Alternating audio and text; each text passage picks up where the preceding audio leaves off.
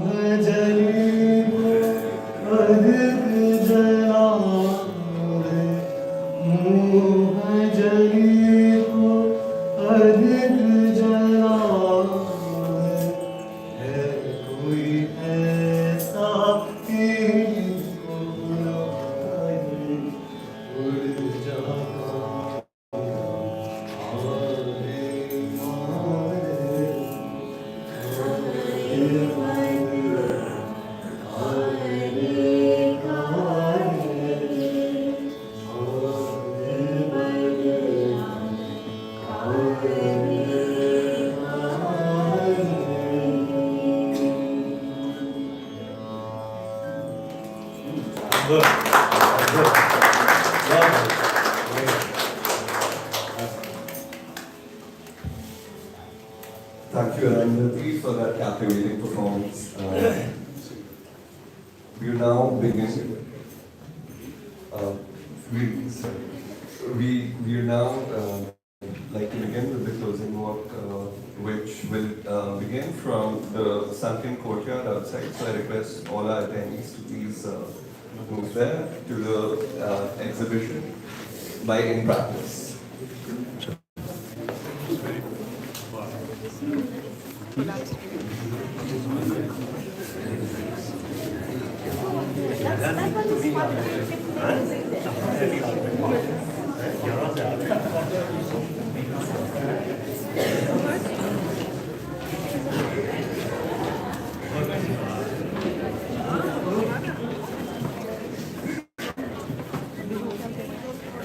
अभी हम यहाँ पे start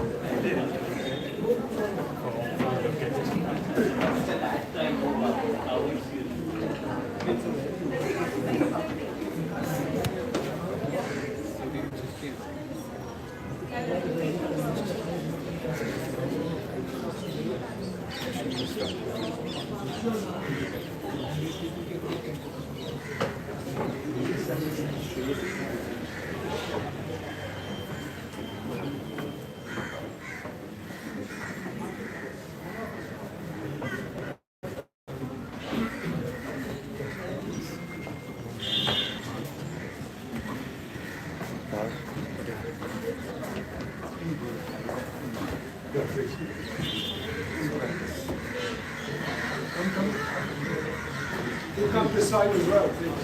Yeah.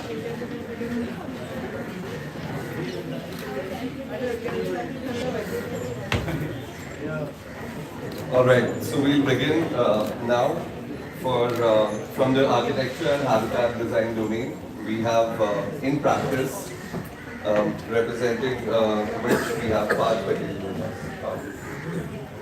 Thank you so much. Good evening, everyone. First of all, thank you to Design by Design to present us our work here, especially Chisti sir also. Myself, Parth Patel. I am an architect urban designer. I am a co-founder of In Practice along with the three architects. Our studio based in Ahmedabad, and we are mainly focusing on the architecture, urban design, and the interior designing. Basically, in practice, is accommodating the conditions of daily living in the present time by means of material light and spatial explorations, where it is a symbolic of the present time, and the practice is the matter of the true architecture.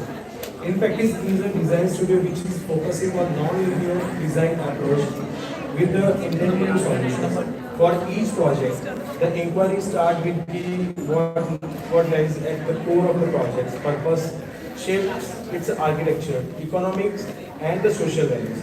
The process involves the rigorous the research for the innovations, materials, and applications also. Light is the primary element of the core of the practicing. We often say many times in our office or like as well as the clients also. The architecture like without the light, it's like Sangeet without the yeah. So basically here like these two installations like we are showing the bottom installation we are showing the 9 projects. So basically from the like architecture to interiors and as well as the design also. Basically we are maximum try to explore as much as the material and try to make sure light to inside the every not every spaces but try to like the important spaces like the living spaces and as well as the some skylights from the toilets or like the other amenities also. And there are like this is the one of the projects in old city. There is like the Vasna Gam. So this is like the total. These houses are made in like the concrete exposed concrete also. And there is like the one of the another sectional models we made for the roof walls. So that is like the totally we use actually the debris bricks inside that project. And you can see the top installations. That is like the we try to achieve the skylight actually in from our one of the projects. So this is like the same size of the actually the skylight inside the house. We can see in these pictures also. And the four side right now we are putting the fabric to showcase our base projects photographs also. Yeah. Thank you.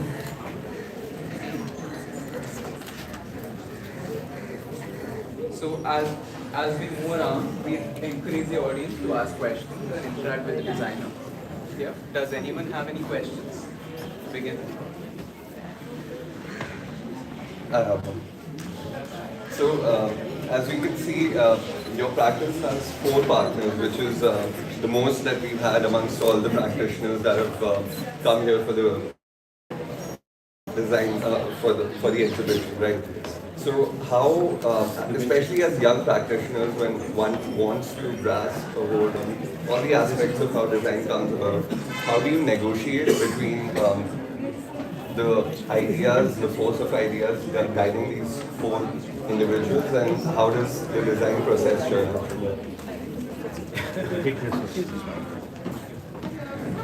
Yeah, I think this is like I can say like it's not a complicated, but how we are starting basically like the whatever the projects are coming, we are just like the brainwash from the each and every like the 4 of us are like the doing the individual brainwash, and then we are just discussing on the one table. We are coming on the one page, like how we will go with that, along with the client's brief, and along with the definitely the material palettes and the along with the main ideas. Even the definitely, and also we are using the physical models actually in our office. We have our own workshop inside our studio. So basically, we are not making the we are actually making the physical models in the real materials. Like you can say like the concrete real materials. It's not on. These are like the design process models actually. It's not like the final models for made for the design by design period, something like that. So this is the like the but idea is like we will sit together and we will just narrow down our ideas and we will discuss to each other, and then we finalize which is the best for these project or like it is a suitable for the client also. So that is the main idea. Thank you, God. Any more questions? I'll take that. We were talking 15-20 minutes ago about the projects. Our brief is I mean, the only thing that's actually getting me curious is about how the buildings, the spaces you're making have an aesthetic. the aesthetic. Yeah. So, would you say that it's kind of geographically influenced by Gujarat or where you building mostly? For example, if you would build something outside the state, it would have a different kind of appeal in terms of envelopes, in terms of how you use materials. So, if it would be different, or you would try to achieve something similar, or is it just similar to the kind of language you follow? Yeah, so basically not exactly, so is it not necessary like every time we are using a repetitive, I'm not saying like we are not using a repetitive material, definitely we are using the repetitive material, but we are, for example, like some house we are making a exposed concrete, so then we are also trying to, can we do like the pigmented concrete or like the rammed concrete also. We are, right now we are, one of the house we are making the rammed concrete actually. So we are trying to achieve those kind of materiality inside the house. From the definitely, the aesthetical is the, that is the idea. But when you are changing the material, so automatically the inside the environment automatically will change. Somehow coolness, somehow aesthetically. Interior is also like the helping to this actually. Thank you. Any more questions or? Okay, thank you. Okay, yes. You mentioned about exposed concrete, within this thing, but it looks like actually a small infill, which is a different color. So I don't know how it works actually. Can you put your Sorry. the mic here? No, I was asking about the exposed concrete, which he had mentioned. Yeah. For this finish, but In the context, it looks like a infill actually. So basically, what we thought for these houses actually, because this is a, you can see that there are not as much space for for working for the laymen and for them. But contextually, I can say definitely it will look like different compared to the neighborhoods, definitely. But mainly our practice is focusing on the modernism and a little bit on that. So, His question is not about that. Please explain the fact that this was actually an isolated plot. no, That's what is getting. this is not isolated plot. Actually, whatever you can see the next plot, that is like the empty plot actually. Near that house. Near that house. That is like actually the empty plot actually. You can see in the center image, this one. This one is like this is like the street. This is the like the empty plot. They don't have a like the. That Right now we are not is in the building center any- of the road. That is in the Yeah. center of the road. No, that is no, not. no, no, It became a center. For that as well. It's not supposed to be one. That's how the streets in the old No, city. this is not property of these houses. This is like a different owner. So they are making like the after some time or like the. So actually, while we are like constructing on these houses, that time like this one they already do. Sorry, I didn't get your name. Part. There are three partners, he's just one of them. Four Four Four parts. sets.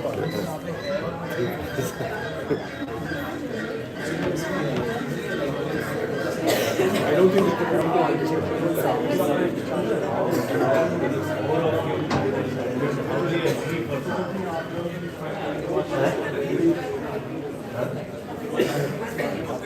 My question is, hello. My question is how four of you agree for something. I mean, it is really tough to agree for four people agree How on do you work something. together? Yeah. So already I already explained. Repeat it, please. Yeah. So I already mentioned like whenever the clients are coming basically. So whatever we have a brief, okay. So four of us are like the, I can say, first we will do a brief in terms of like the design the law, and then after we will discuss to each other like on the one single paper.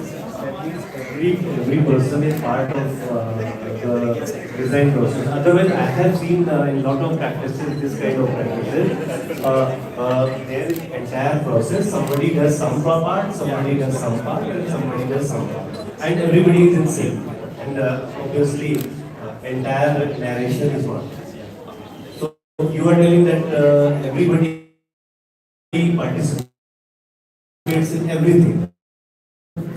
Not in part, for the design part, we will talk to each other and then whatever the small details, we will do individually. But for the conceptual, for the materiality, for the idea level, those things we will do together. And then after the one, people are driving the whole process. Something like that. That means for every project you will have this kind of narration, different narrations, or you have some philosophy for the office itself, which everybody follows.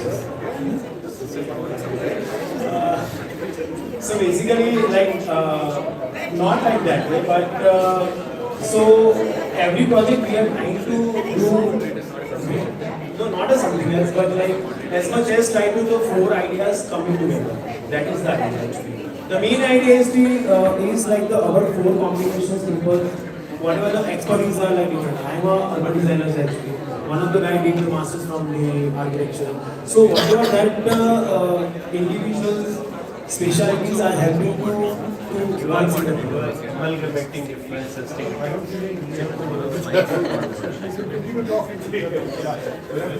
you, Bharat. We move on to Studio Bardo.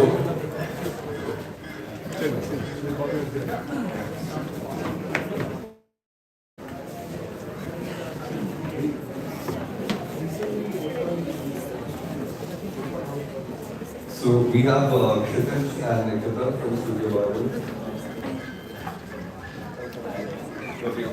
We only have Kshitij.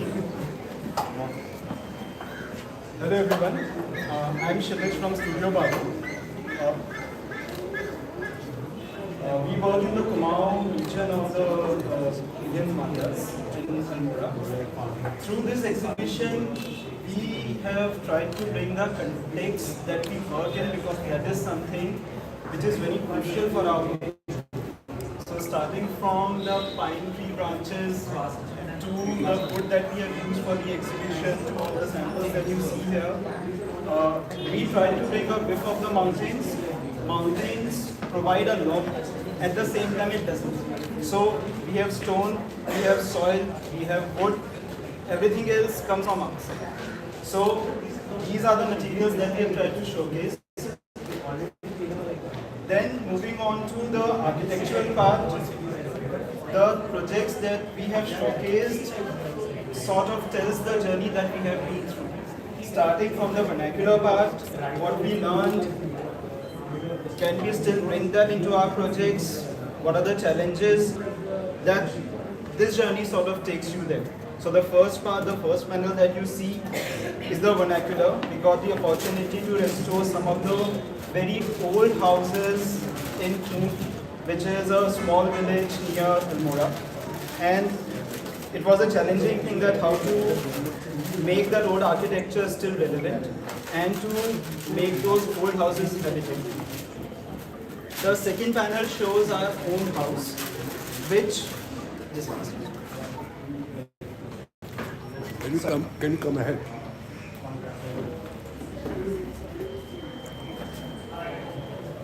which we did around 2 years back, and all that we learned at that time, the importance of sunlight, the importance of smaller spaces, segregation, how to feel the day as it moves to the entire Sometimes house. even go close to it. What part of the sunlight should come here. So that's what we have tried to do through our own house. The third panel shows the extreme contextual challenges, the steep sides, and how to deal with them.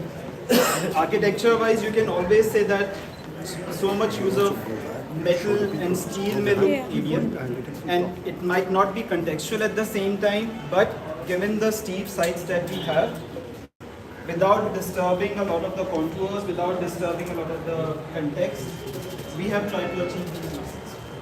Then the last project that is on the panel, that is our ongoing project and it is very dear to our hearts. It's an old, almost 100-year-old house which was almost falling apart. And the third generation of the original owners, they came to us and said that we want to reclaim this house and we want to live in it. We want to pass on this legacy to our children.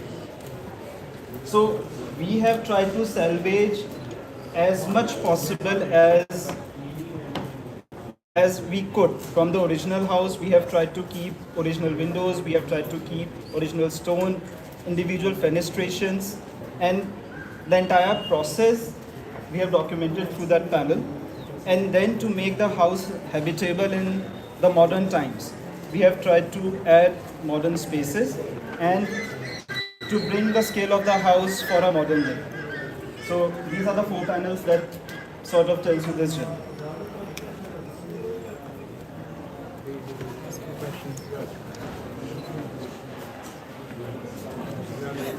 I have a question. So, what are the kind of clients that you've met with in your journey so far? What is the profile of these people? It's a very good question because I can divide the client profile exactly with the COVID. Before COVID, pre-COVID, we were working with a lot of clients who were about to retire. They wanted to move to the mountains. They were college professors, they were IAS people, and they had a dream of a British house. They wanted to replicate a British house in the mountains. After COVID, our client profile immediately shifted. Now we are working with young couples between 30 and 45. These are the people who said we can work from anywhere we want. We don't want to make the first house in a city.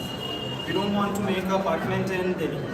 We will put that same money in the mountains and we'll make a house for ourselves. So these are the people who are now planning to bring their first kid in these groups.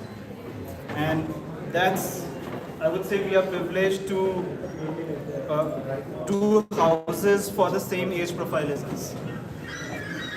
So, now I see there are 2 situations here.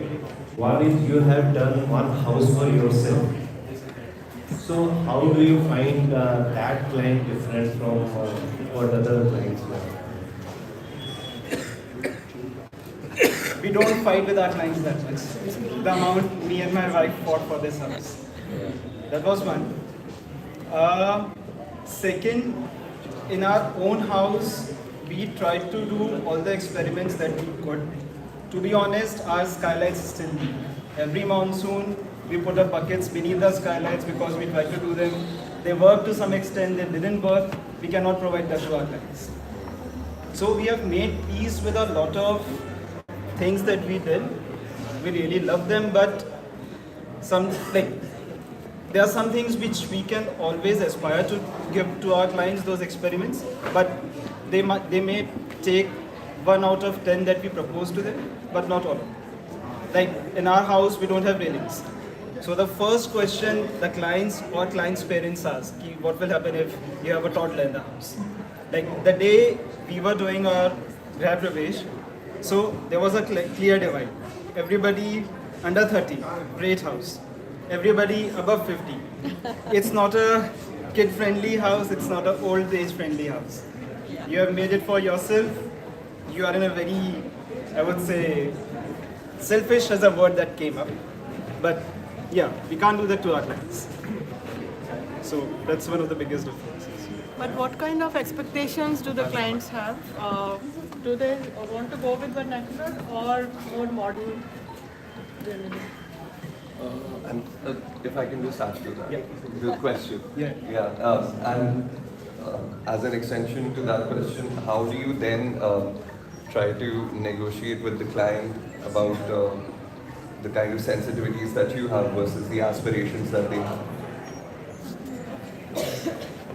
Okay, so the first part. We are trying to bring vernacular in small parts. We can't bring the entire vernacular because the kind of skill that is required to do the whole vernacular, the kind of materials that are required. For example, if you come to the mountains, you come to the Kumaon, a stone house is a vernacular house. Stone is not available anymore. Government has banned it. It's very costly, and the skills required to do a stone house are no longer there. So we always say, okay, let's do a highlight wall, which is a stone. We use the stone which was mined from your own plot, and that's how we do that. So same thing for carving. We can do small things of carving, or we can use the circulation of the old house. So in the Kumaon region, the kitchen becomes the center of the house. It's the warmest space. We try to achieve that. That the kitchen is not relegated to one side of the house, it becomes the core of the house. It becomes the center of the house in the sense that each and every room opens into the kitchen, which used to happen in the old Kumaoni houses. So vernacular can be physical, or it can be sort of conceptual. So if we are not able to do physical, we always try to do conceptual. Aspirations versus what is achievable, right? What you envision, your sensibility. Okay. So our own house plays a great role in that because a lot of sensitivities that we have. I'll take a small example. Privacy. The amount of glass that we have in our house. We always say to our clients that you are building a house which is in middle of a jungle almost. There are so many trees around that you need not wall yourself in. You can afford to have spaces which have very big windows.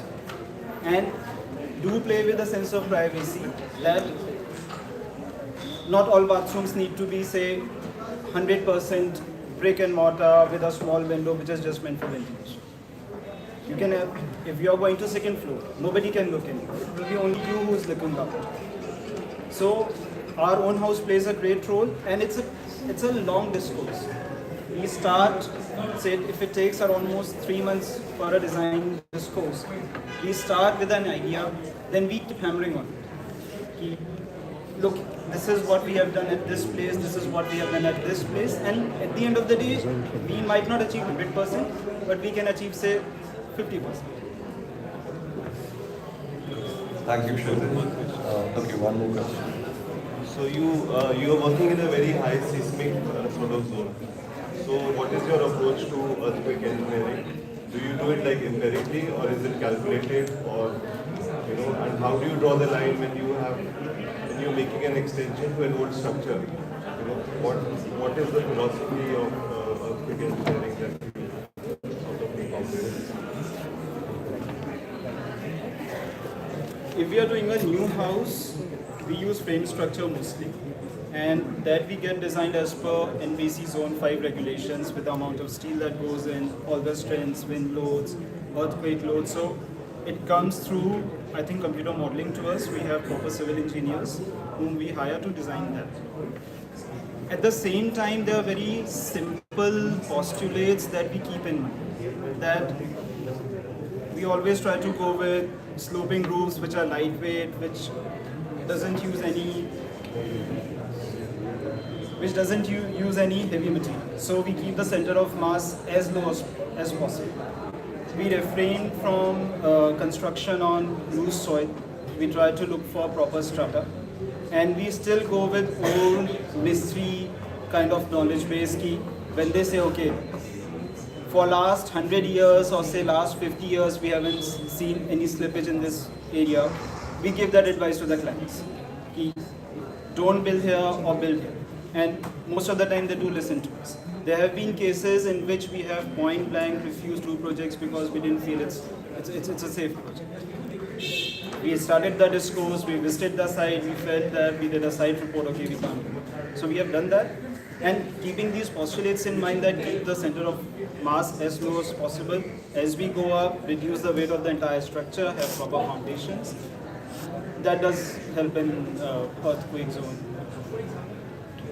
Start of Can I ask a couple of questions? Yeah, quick one. One is, what you show in the model versus what this elevation is. This is really a typical Kumaoni elevation, but this is looking very different. But the second thing I wanted to ask is, where is the kitchen here now? Okay. So from this was my attempt to translate the vernacular study that we did into something which attracts everybody and which people can actually play with. So we have clients who visit the office, we sometimes have kids. So this doesn't exactly match this because we try to simplify it and try to bring it in a 3D model format. So 3D model format has its own limitations. There are certain details we can't do in it. There's a limit to the scale that I can do. So that's why it looks a little bit different. So I tried to use all the elements that I had into a very small compact structure. So that's why it looks different. That is one. In this house, kitchen is in the middle floor. Here. Again, that's a very Kumaoni thing that you don't have kitchen on the ground floor. You have the kitchen in the first floor. On the ground floor is goat, which is used for animals. So what you have is now ground floor. So this is the ground floor plan, but you don't have the kitchen in this plan. The kitchen is in the middle. And then we have one bedroom in the attic, which is in the middle. So this is the middle floor. This is the kitchen. Here is the kitchen. I think not to, we don't have that kind of discussion. It's not a jury. Okay, thank you, Kshitij. Let's proceed inside. Yeah. The mic is not.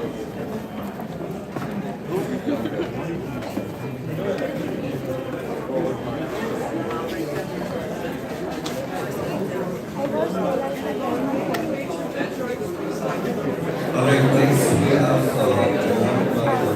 studio area.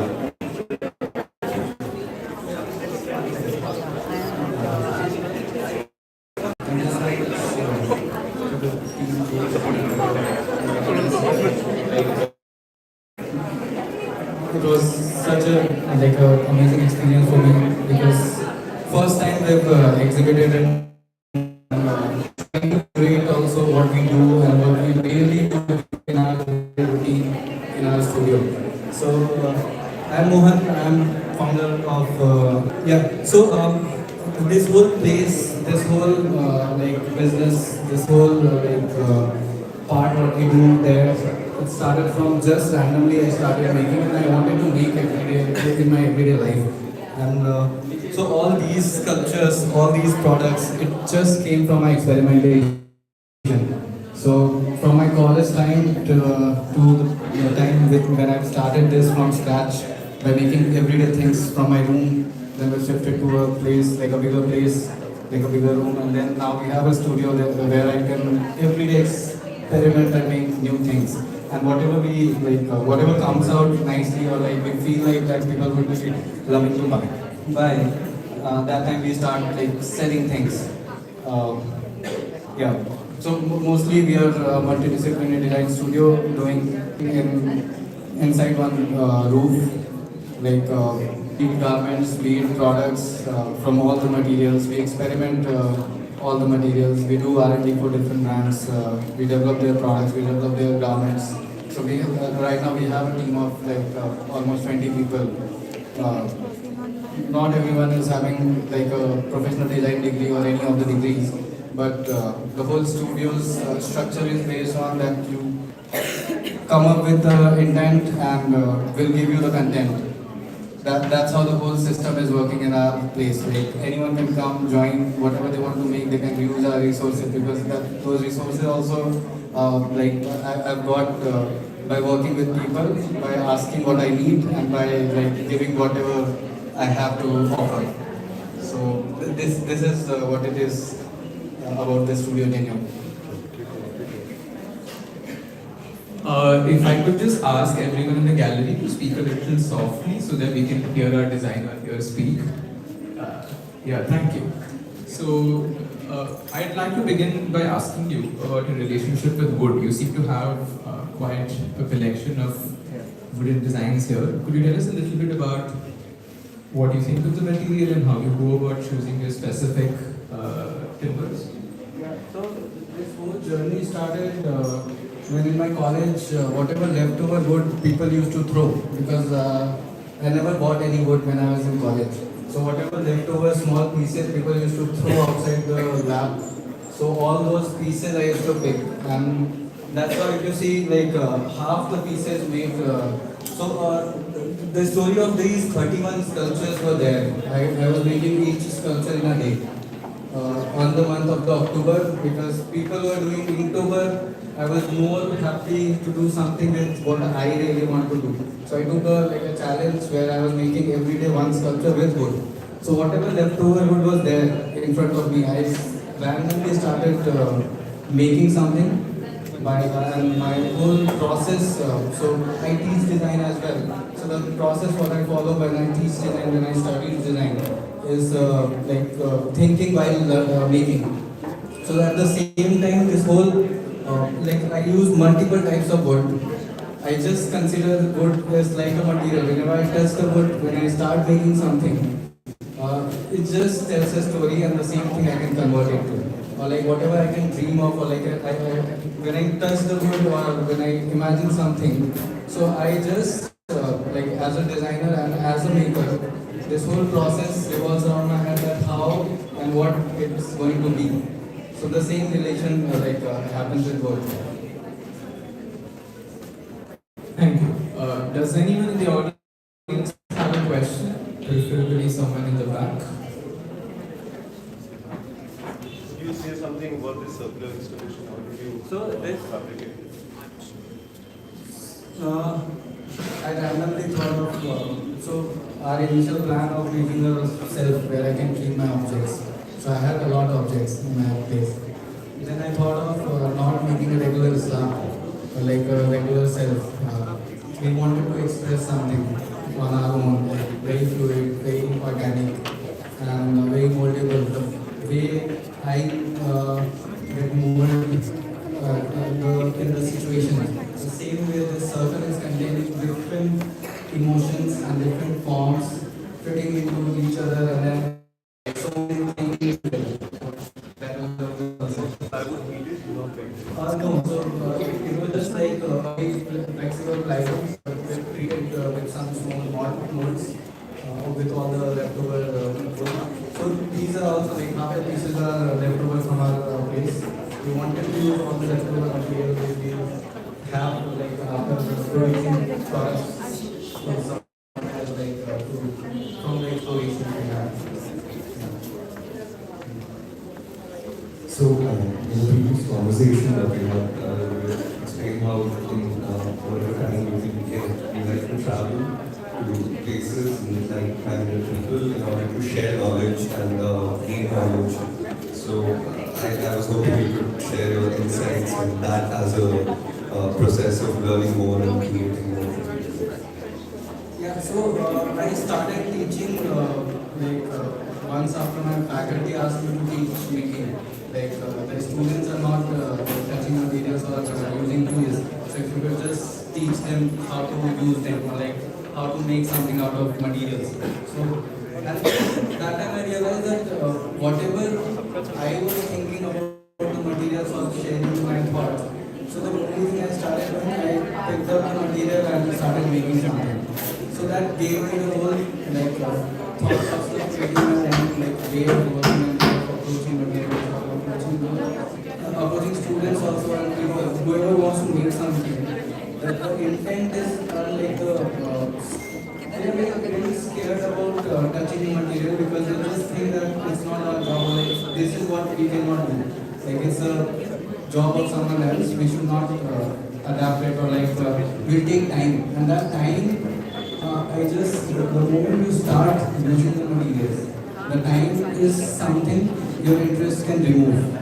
If you are interested in something, you will be able to do it right now, right here. You don't need 10 years of experience to make something whatever is here. It can turn into something overnight. So I was traveling to multiple places to teach the same making I am doing here.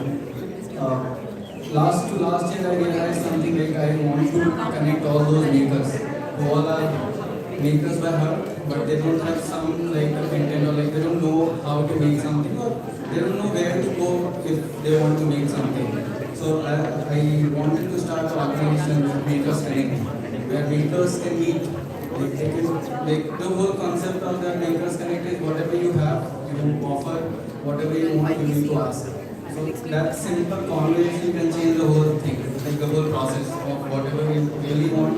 We just need to ask and ask the right person. So connecting all those people at one place where whatever people would be asking or like dreaming of like any random day, they can ask someone who's there and they can help them.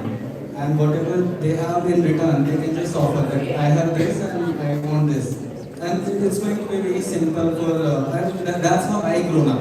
Like whatever I wanted, I just asked and asked the right people. And whatever I had, like I was really open about offering it to anyone whoever is in need. That need is the something like, and I was really open about this whole thought that intent is really important before the content. We think about so much about the content that we don't have these resources. How can we be the carpenter or like a tailor or like a designer or something? So it's just like if you want to be, you can ask someone, they can help you. Or like you can just start randomly. You don't need to be a carpenter to work with wood. A very basic thing, and that's what I realized because I from profession I'm like by the degree and the educational qualification, fashion and lifestyle product designer from next. But I've never like restricted myself. I work with all the different random materials.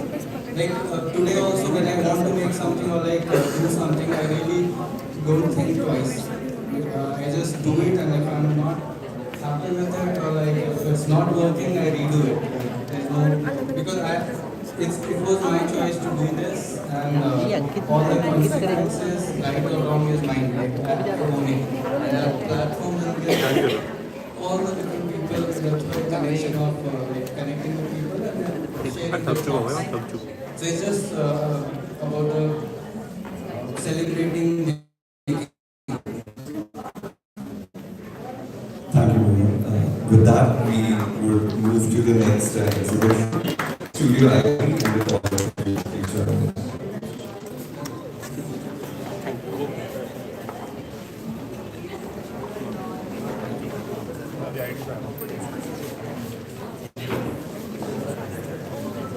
So, representing Studio IP, we have Natasha Suri.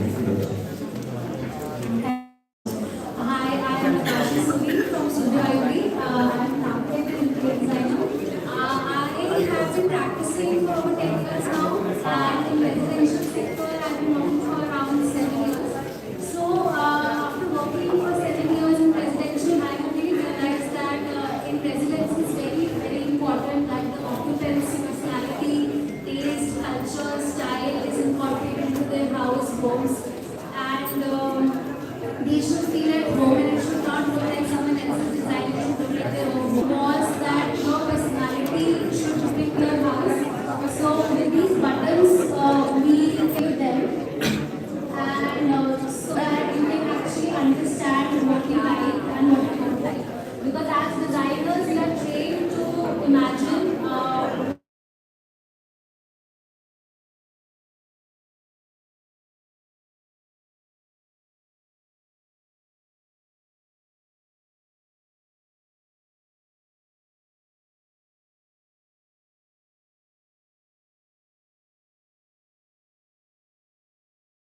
Does anyone in the audience have a question?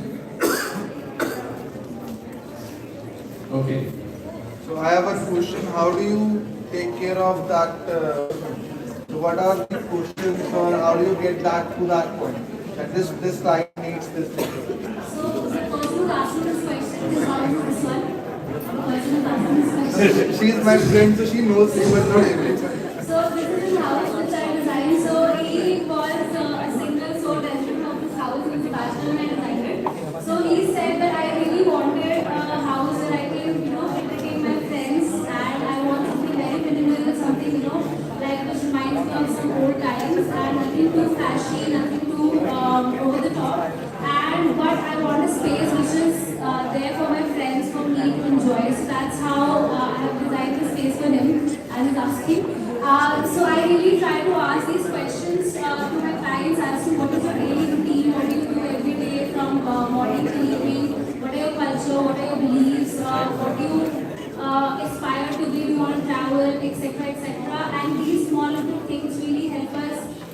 make a home for them, which is, which they want to cherish for many years to come.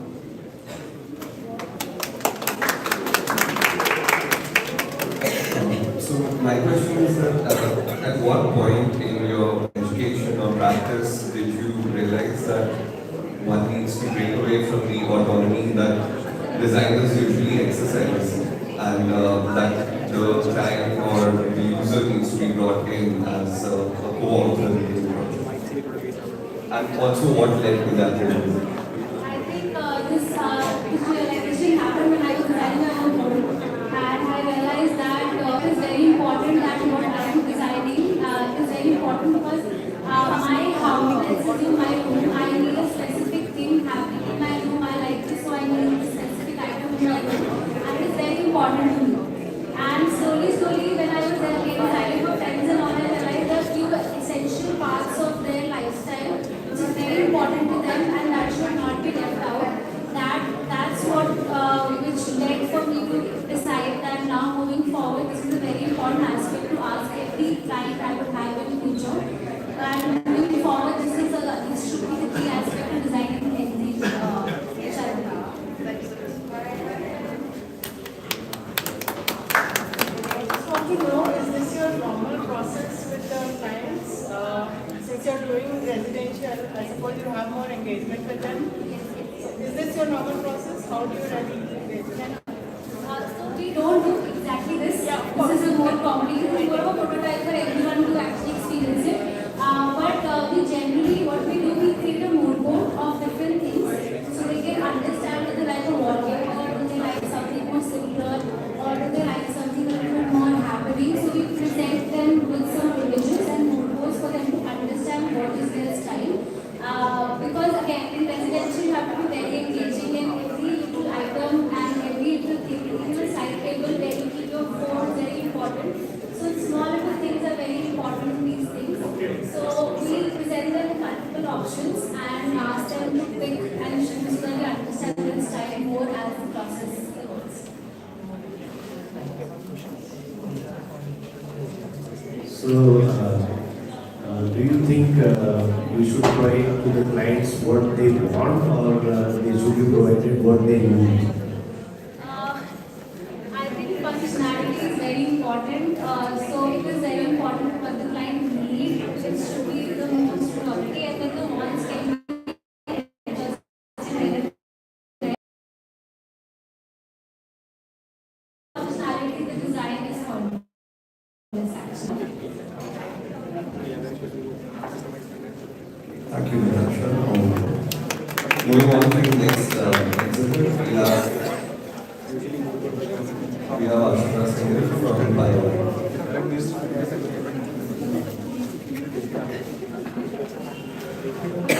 Hi everyone, I'm Ashura Singh. I'm the founder of Pebble Studio.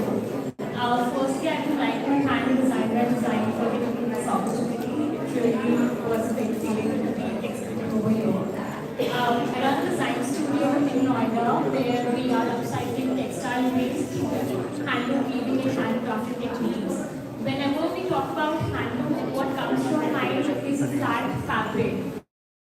And through Pebble, we are trying to break those conventional norms of textile design and think beyond. And not only just focus on creating fabrics to wear, but also creating 3D structures. So this installation is called Visible to the Moon.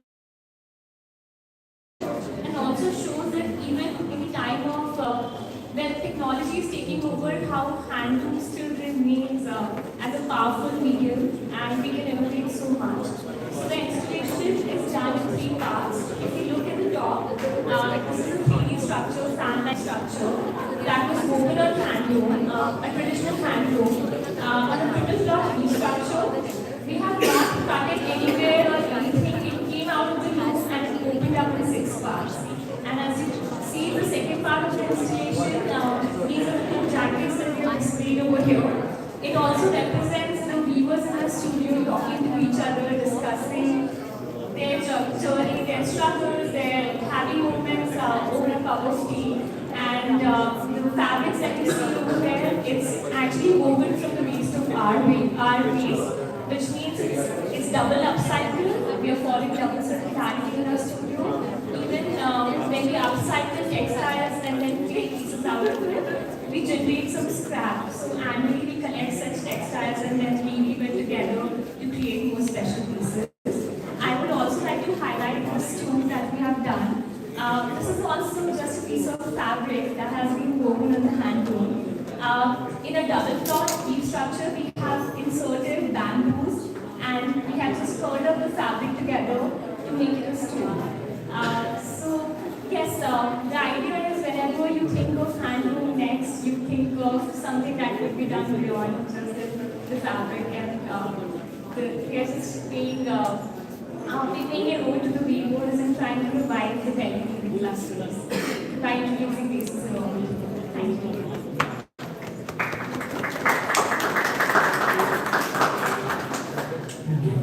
Any questions?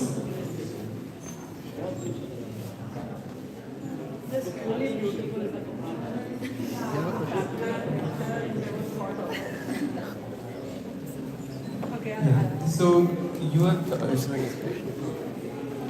Okay, great. I was wondering about the style of the code. Is there a specific style or inspiration or geography that you selected and why for this?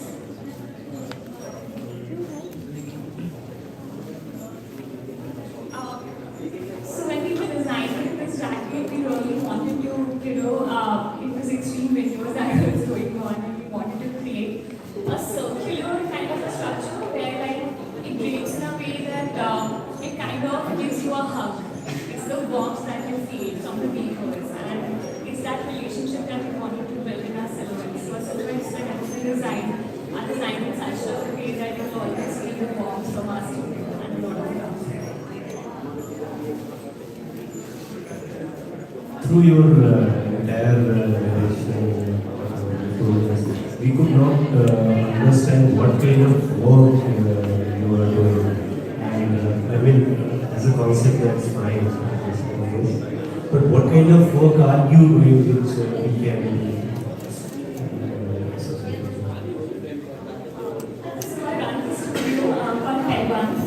It's based out of Noida, where we are upcycling fabric waste through handcrafted techniques like handloom weaving and hand embroidery.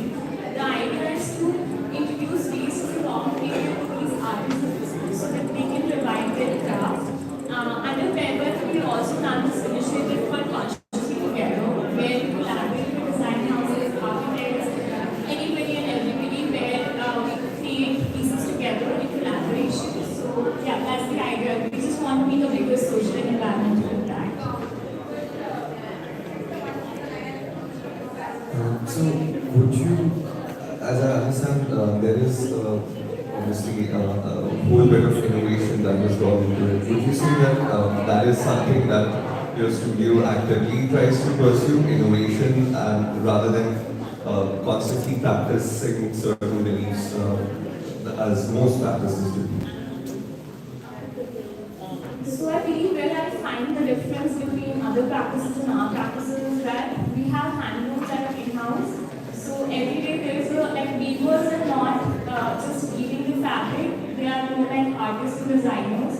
And we keep discussing, we keep weaving together, and there's a constant collaboration that goes on with the artisans in the studio, and hence the innovation that we're able to see. So we're not restricted to creating something that is, maybe mass producible or reproducible in that sense, but we are focused on showing and innovating with handloom that nobody could imagine. So that's the ideology behind the studio.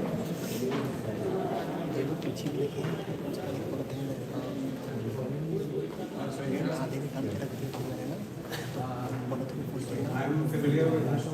I just was wondering, do you have Instagram that we can follow because the process to a lot of people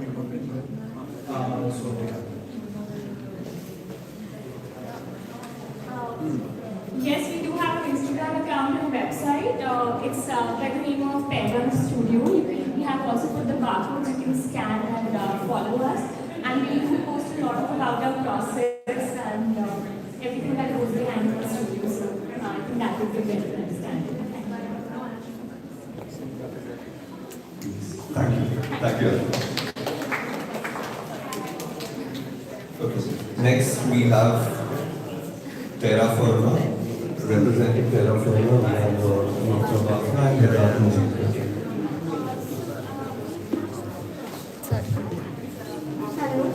Hello. Hi everyone, I hope you're all having a good time.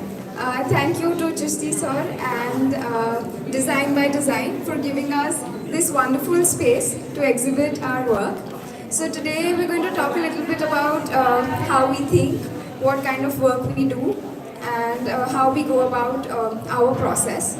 So India has a lot of influence from Western countries in a lot of different aspects, and architecture is one of them.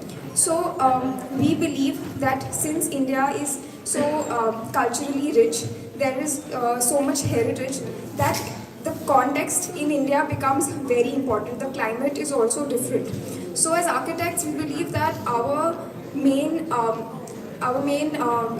problem area or where we need to focus is to actually just respond to the context, the climate, and the people who are going to use any space, any structure that you make.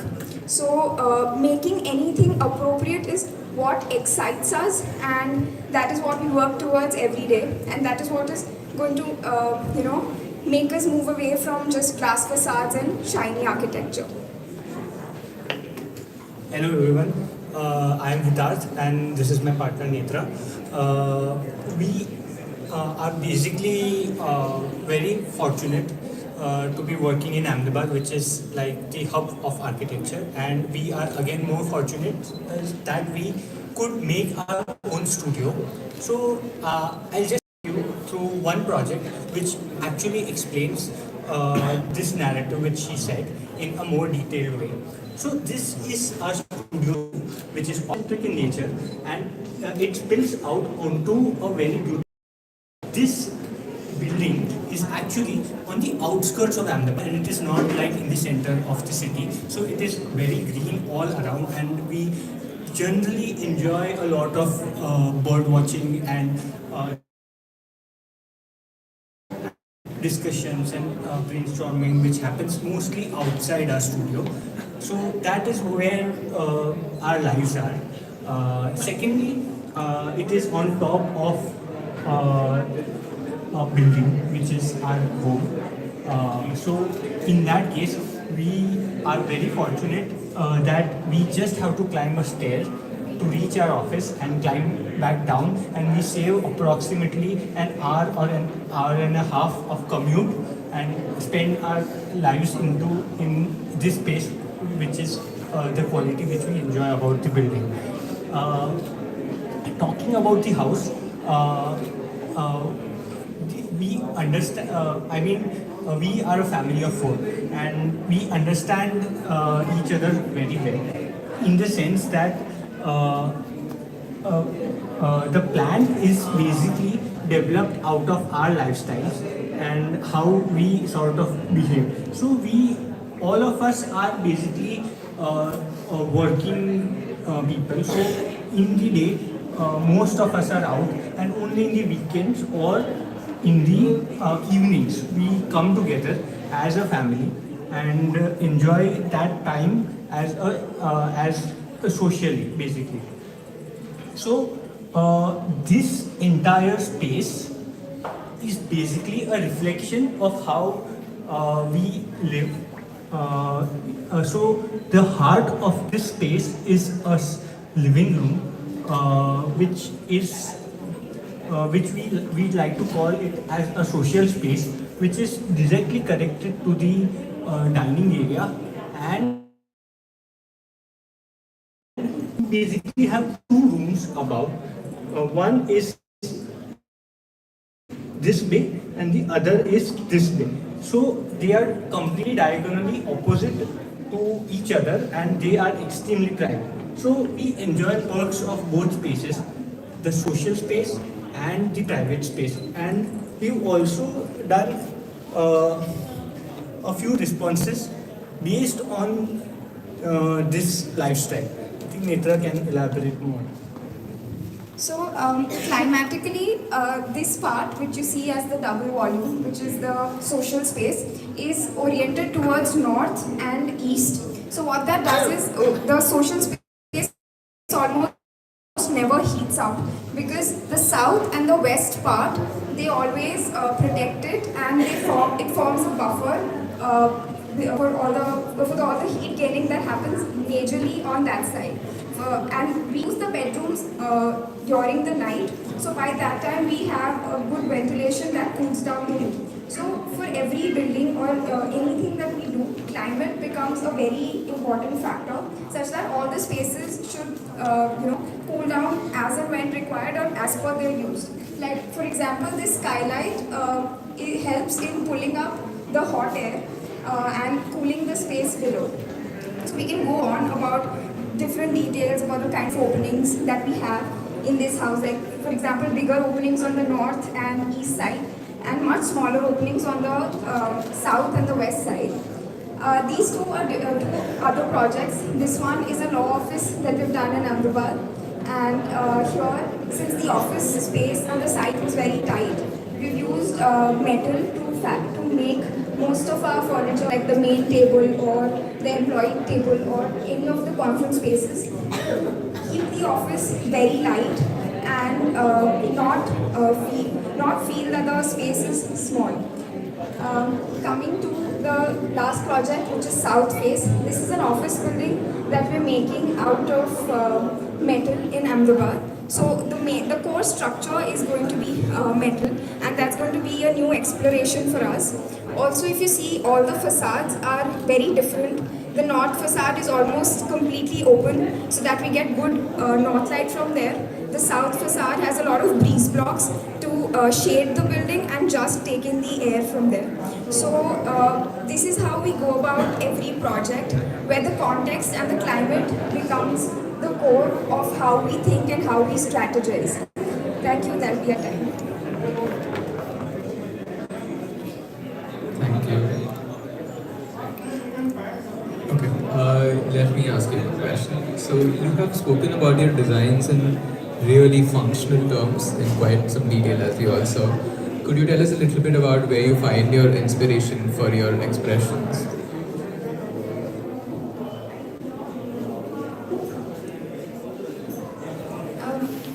Alright, so for example, if you see the different kinds of openings that we have used in this entire house, they come a lot from the side that the window is facing.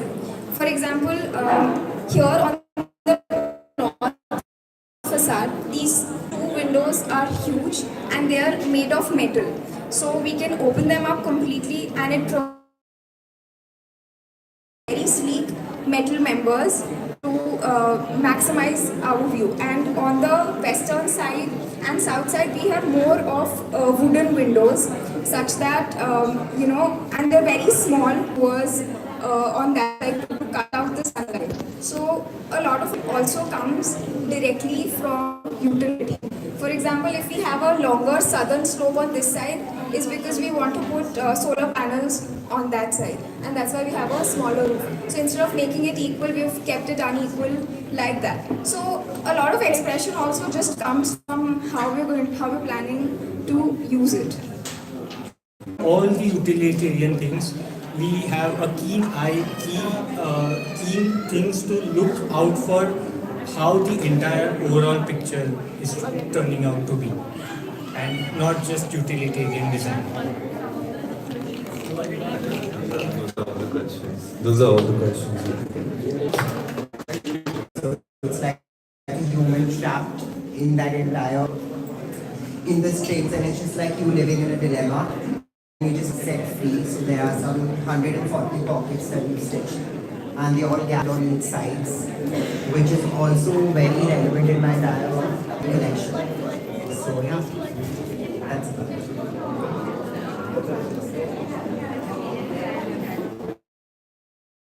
Okay, let me begin with a question about maybe the one thing here that's not exactly a part of your design, which is the mannequin. I had it. Yeah. Could you tell us a little bit about it and generally how you go about do mannequins play a role in fashion design, and what do you think of that? I mean, mannequins don't really play a role. I can't have a live model here, so of course it's a mannequin. But live models also, I try and show a little bit of inclusivity wherever I can. But that doesn't really sell. So that's the harsh reality.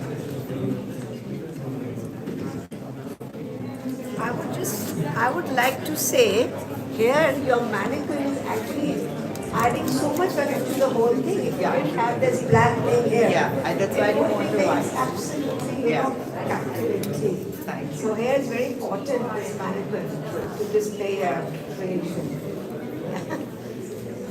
Very nice. Yes, does anyone have anything else to say? Apparently, one thing that stood out to me in your exhibit was the heart that you have created. So you had two versions of it. One was kept there and one was there. So the question here is, since majority of your practice is around pockets and the entire thing that you have developed is around pockets. Where was the idea of heart? Where did it come from? And is it did you make it or did the brand make it itself? I mean, of course, it's made by my karigars according to my design and stuff, but the heart comes from my partner in life. I mean, the brand was created because I moved from Calcutta to Bombay. If it wasn't him, I wouldn't have left my job. I was working for 7 years at a couture house, and I think I would have just carried that on all my life. So it represents him and entire travel between Calcutta and Bombay, and traditions and modernity. And the entire brand doesn't really have pockets, but it has a lot of gathers because I like to play with volumes, and I think India does not need to see the ideal body type, we can define it. So, yeah.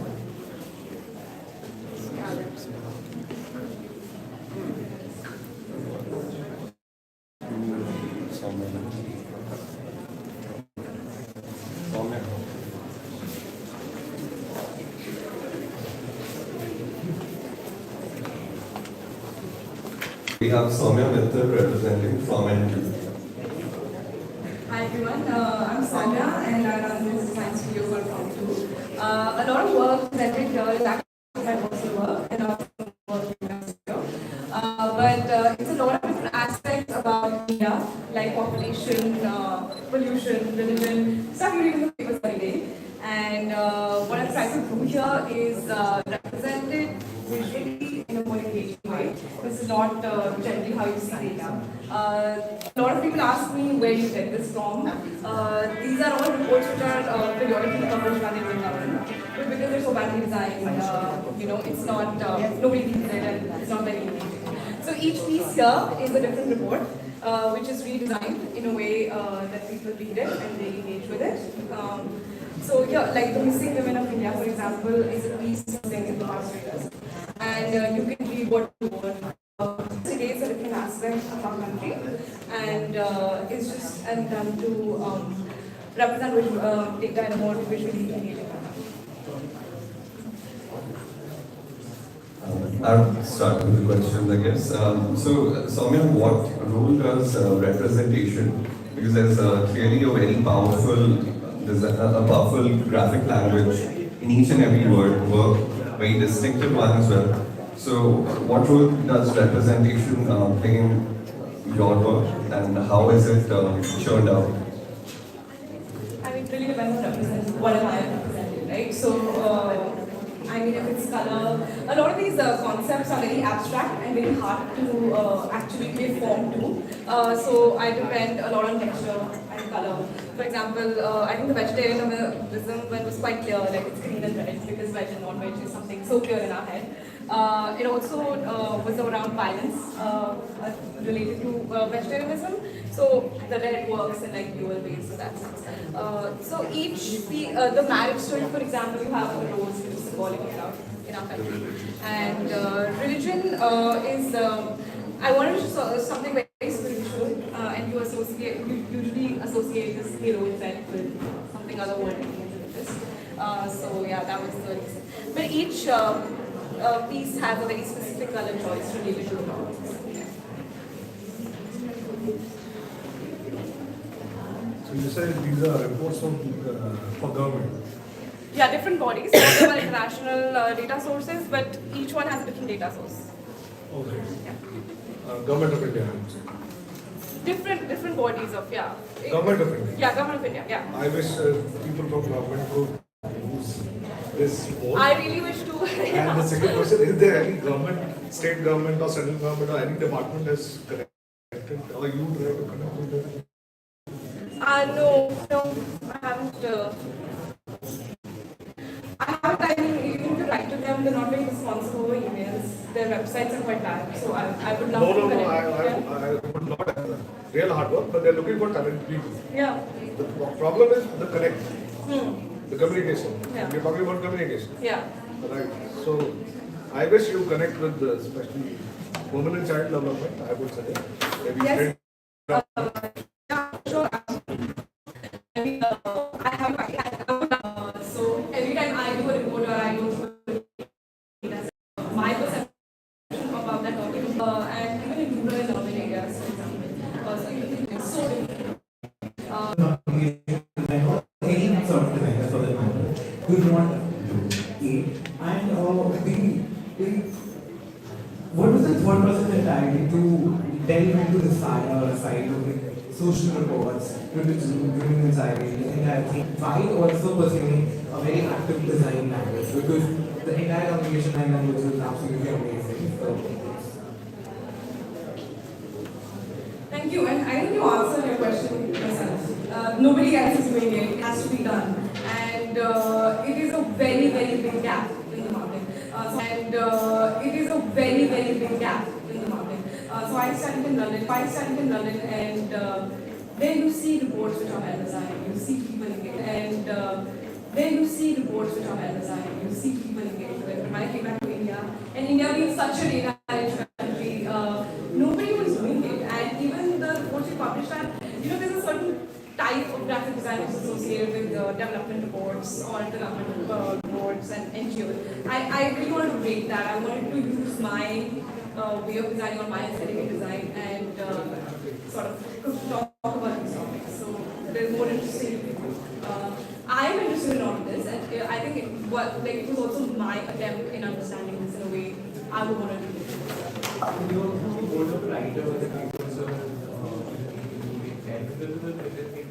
You and the design team. This is just me. Everything. Because then, I think some of them actually took a while. Yeah. The intersection there well thought of. Do you request everyone who is from the design community, especially both? Basically, a representation of data that a music company would use and present to us in such a fun way. It's something that all of us have really enjoyed, the way in which data has been put, and that's all due to the agency of design that would come and bridge that gap for us. And perhaps it's a trigger for more and more designers to, in their own respective fields, in their own respective interests, to pursue data and look at the ways in which it can, both qualitative and quantitative for that matter, and see the ways in which it can resonate with people and make an impact.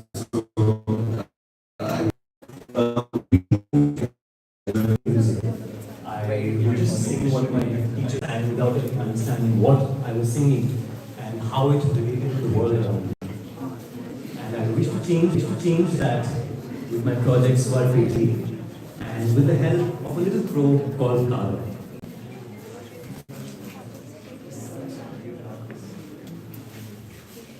Hello, am I audible?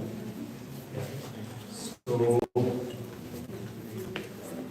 we've all heard about dancing, the legendary musician who could will storms, evaporate oceans, and enchant wild animals. But this story is about an ordinary girl called Gaga, who wants to sing like us. And she tries singing one day but fails miserably. The sparrow faints, the dog starts barking, the cow goes crazy. And worst of all, dancing shuts his window. So you can light pop-ups in this book to reveal secrets hidden within it.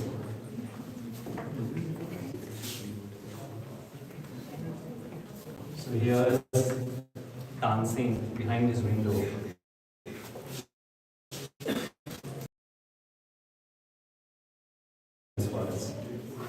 Musica tells Kaga about the creators of the seven swars. So according to our ancient scriptures, the seven swars, Sare, Gama, Pa, Dha, Ni, they come from sounds of various animals. So Kaga goes in search of these animals to learn about music from them.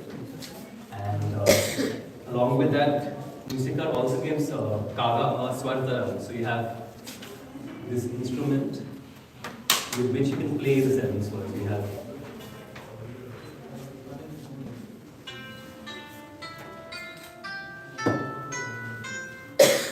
so Kaga plays the first swar, sa, and he follows the sound. And that's how she comes across the peacock, who is the creator of sound. And each swar also has a particular mood and color associated with it. So you can light the pop-up to see the color of the swar. So here's Sa, which is green in color. Then Kaga comes across Re the Papiha, which is red in color. Ga, the golden goat. And finally, Kaga comes across Me, the elephant, who is multicolored. And each of these animals take Kaga on a quest to help her understand the practical aspects of music. So I'd like you to come on a quest with me. We will try and play the colors displayed here to guess which melody will be presented. So I have these bells with me, each representing one of the swars. So could I have 5 people join me on this quest? Any 5 people? Preferably someone who hasn't already tried this. It's not difficult, you get the hang of it. Anyone else? There she is. And what would you? One more here. Alright. So just try and bring the bell, just hold it up in the air and just give it a shake. Just once, yeah, just shake once. Yeah, alright, so when I point at your color, you play the corresponding bell, alright? Color outside, right? Color outside, yes. Okay, let's give it a try.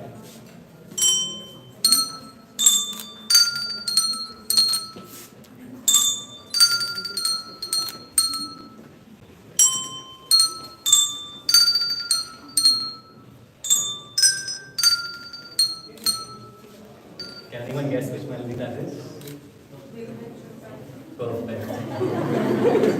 That is brilliant. So let's try singing and playing it along.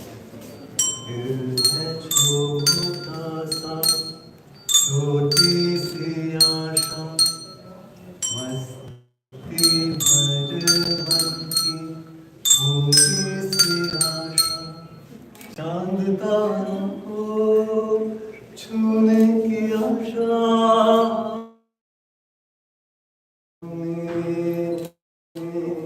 उड़ने की आशा दिल है छोटा सा. So yes, this is one of the ways in which you can just have fun with these words and get rid of your inhibition of learning classical music. And what happens is, as Kaga completes each quest, the book adds a color, starts off black and white, and slowly turns colors. And the book comes a full circle where Kaga is now the musikar and helps non-stand music. So this is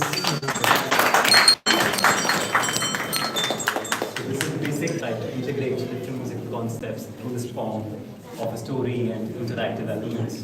And I'd just like to end by singing one song for you which resonates with the spirit of the project.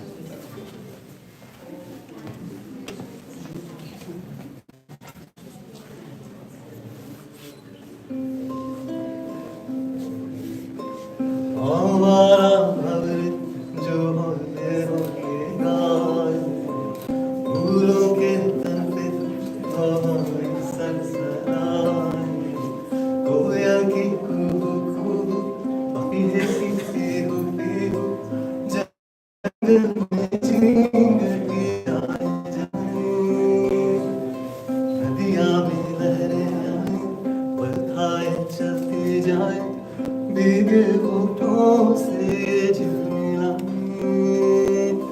गाता है साहिल गाता है बहता पानी गाता है ये दिल सुन सारे गामा पाधा नी सारे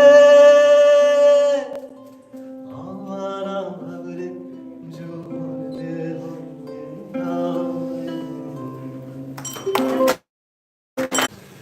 Thank you for this beautiful, beautiful presentation. Unfortunately, I don't think there's a scope for questions after this.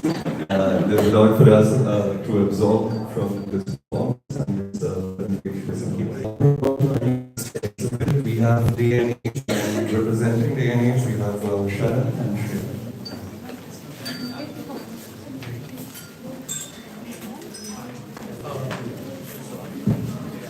Hi, I'm Sharan and she's Shreya.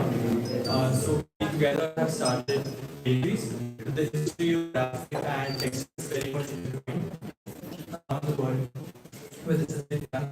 And we interested to take forward this idea of using narratives and textiles to communicate a larger idea. In terms of words or threads, they've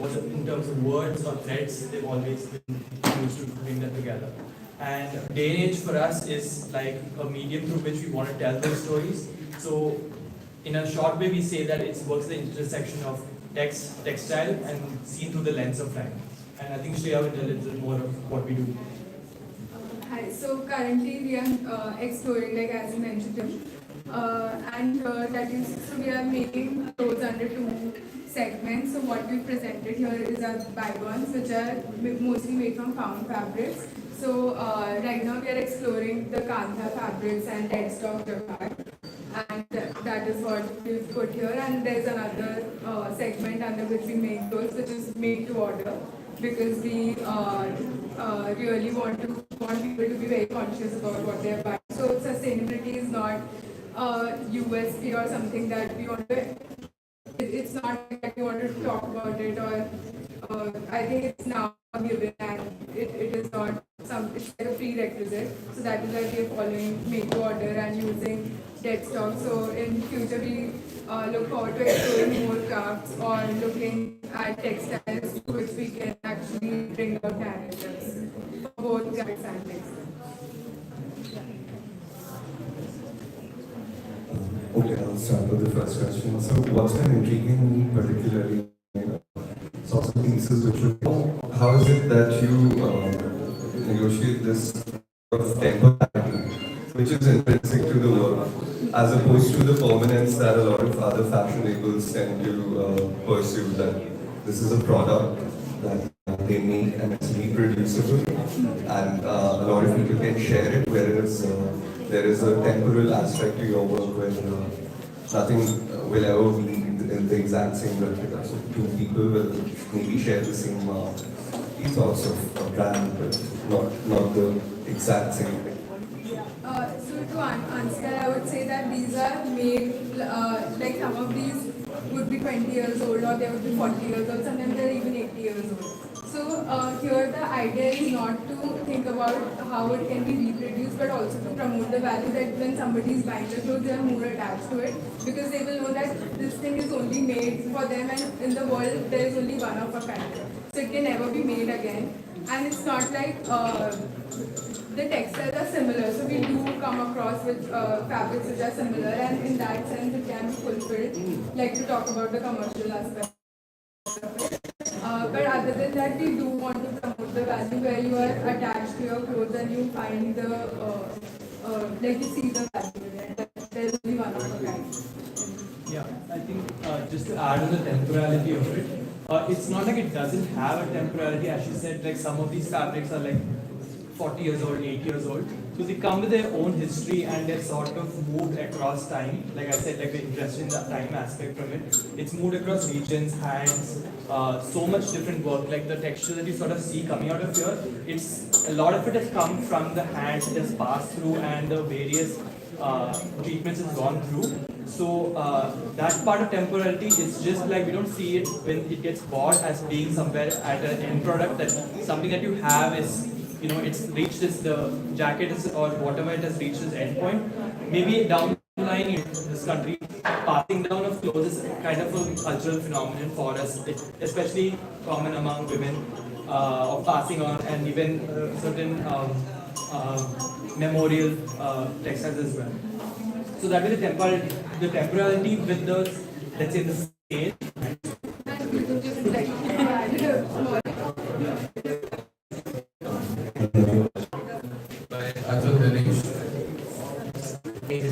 To show my products here. Mostly these are toys made from Channapatna on lathe turning process. You can see here the wood is turned on the lathe and tools are used to sculpture them. And the color is applied while it turns, and based on the design scheme, they make the toys. So I explored this as a student of NID and understanding the cluster. From that day on, I started designing these toys. It's a basic gift for children. Adults also. So these are made and on now these two are exhibited in Spring Fair, UK. It was also a client project, and these were some birds. You know, as you all know, this is Star Wars character, and stacking toy. So all these toys are made with non-toxic lacquer, which is applied on top of wood. And stack them to the board. All of them. Yeah.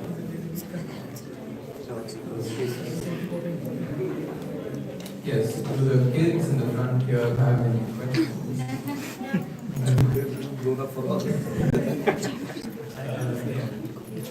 How is this different to the normal Channapatna toys? Normally, the artisans have been following our traditional designs, which are little bit intricate. So I try to reduce the curves and make it a little minimal and little more abstract. As you can see here, the tree or water droplet, I try to make it a little more minimal and abstract. So I think that's a difference you see. Could you tell us a little bit about how you make your toys safe for children in terms of materials as well as their journey? Normally paints are applied on top of the wood. These are applied when it's made. Due to friction that the lac gets applied on top of it and it does not come out. Even if the child licks it, it won't come out like a normal paint which is usually applied. The Asian paints or any enamel paint, it comes out as in mainstream planning practices. Now, that's a tall order to ask. Definitely, let's establish that first. From time immemorial, and to be specific, Delhi Master Plan, the first Master Plan, which was released in 1962, had this process which, power was concentrated, centralized decision making had a flow which was top down, and till date it remains the same. That power gradient remains the same. So I have a question for the floor. If people were to plan places, why do you think people are required in planning their places? Anyone, just a word or a phrase? Why is it important for people to be engaged in planning? Because they are the ones who have to use this space. Okay. I mean, there's no right or wrong. I'm not judging you. Just wondering, is it even important for people to be engaged in planning?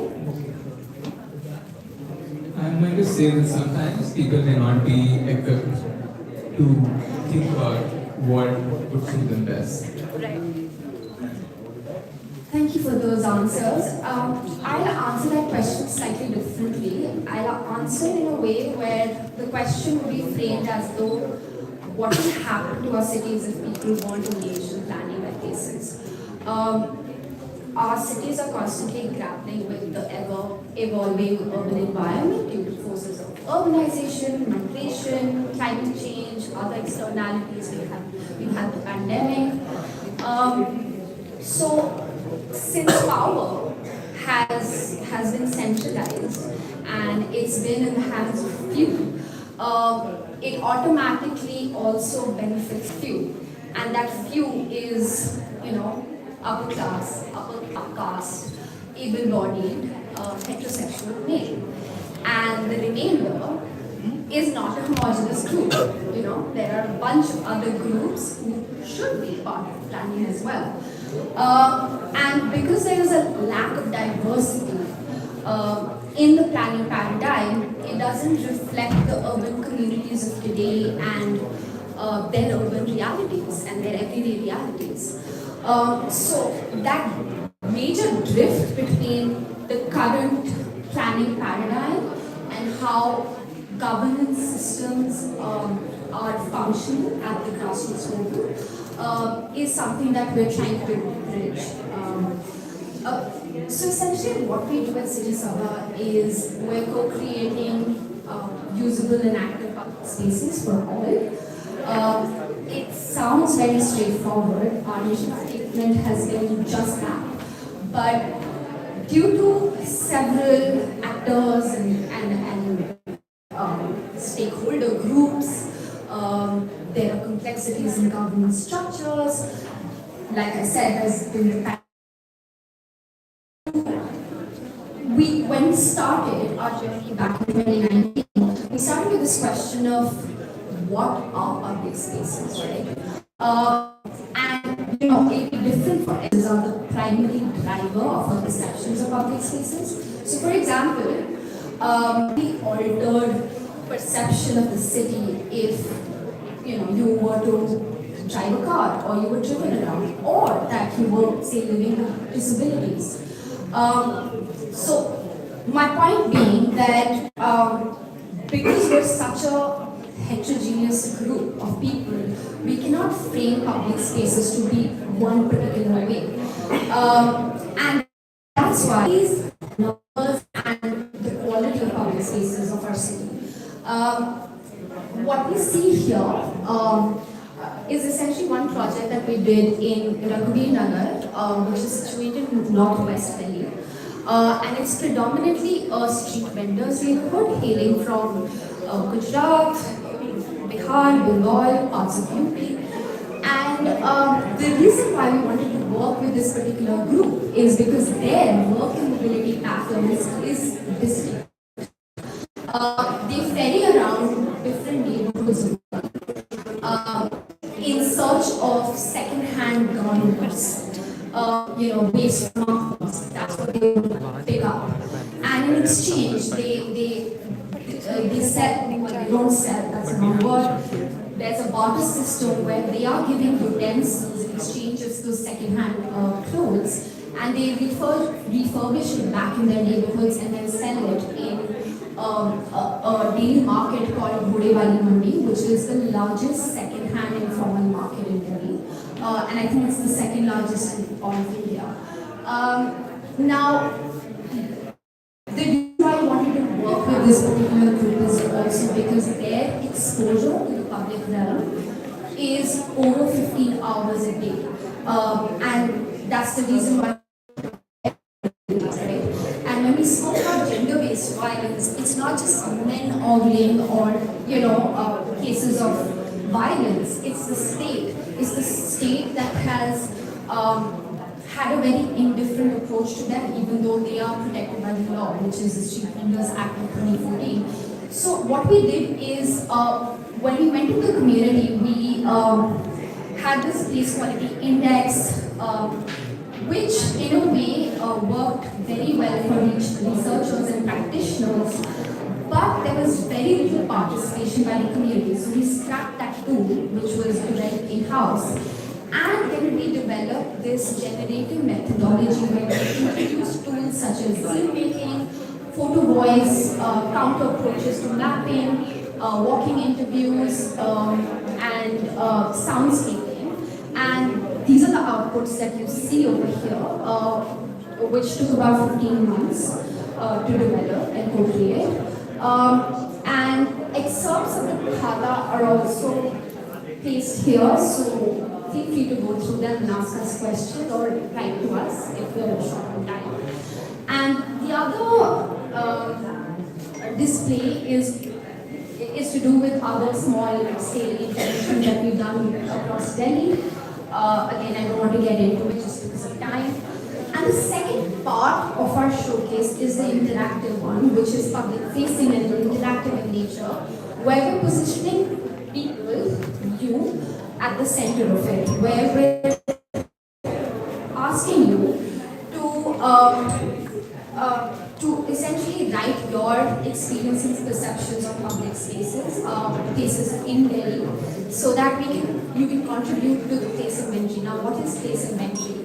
Place inventory is a spatial oral repository of the diversity of places in Delhi, and document and give us your suggestions. And I think I'll end by saying that the core emotion of doing the space inventory is care and belongingness. So I'll leave with a few open-ended questions because that is meant to continue a dialogue. How many of us belong to the city? Who cares for us? What makes you feel included in places? And who has the right to the city? And with that, I hope I've left with more questions than answers. Where did you find it? Where did you find it? Thank you, Selena. Are there any questions? Just wanted to find out, you also look at participatory planning and of course bottom-up approach. I'm not acquainted with architecture and planning. Participatory planning and research encapsulates our engagement in every project that we do on ground. If I may ask, what is the kind of feedback you have received thus far on the designs that you've on the interventions you've made? From the users or from external agencies as well? I mean, besides the positives, I'll tell you a critique. Our approach is so grassroots. So, of course, there are systems that we can put into place, but we cannot assume that we have the same output. So it says Seva Delhi Context. Can you please elaborate? Because we're not a community-based organization, we partnered with Seva that had its roots established in Ranagar for the last 25 years. And that just helped us get introduced to people there a lot quicker, and they also helped us in giving us a space to do the interventions, and they also helped us. Yeah.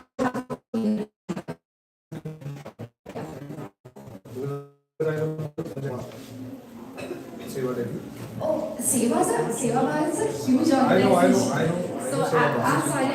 Oh, you're from Seva? No, I'm not from Seva. I know Seva.